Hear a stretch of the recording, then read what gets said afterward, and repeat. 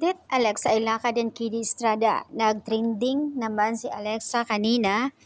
Multiple tagline. 7 tagline ito ay super trending talaga nationwide.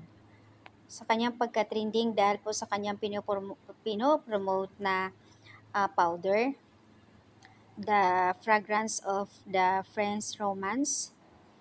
Ayan sa kanyang trending, Alexa Ilacad, 24K tweets.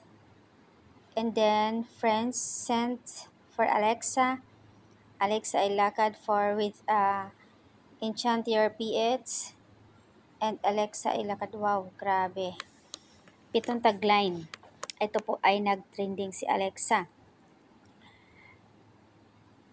Samantala, yung ibang netizens naman nagpaabot ng pagbati or poring-pori si Alexa. Dahil nga, minsan nga lang naman siya nag-post, ay grabe talaga makadot-dot ang mga sweethearts. Sa ngayon, wala pang update ang Kidilex kung anong maging project nila.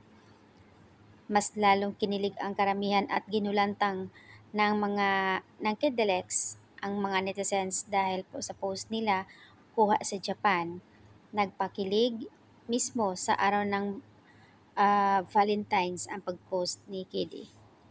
Nabansagan nga si Kiddy Estrada na inangkin na niya si Alexa dahil sa kanyang post na caption, "My girl." And then si Alexa naman sinasabi niya doon sa kanyang IG, araw-araw Valentine's for Kiddy Estrada. Bagamat hindi man nila inamin sa publiko pero makikita sa kanila, lalo na sa tuwing post and sa kagalawan. So, ayan, sabi ng karamihan, what you see is what you get. Hindi man nila aaminin pero obvious naman na sila na dahil napaka-sweet sa isa't isa. Pero mas sweet dyan si Kiddy compare kay Alexa. So, ayan yung update. Flex lang ng karamihan na sobrang trending ang Kidilex.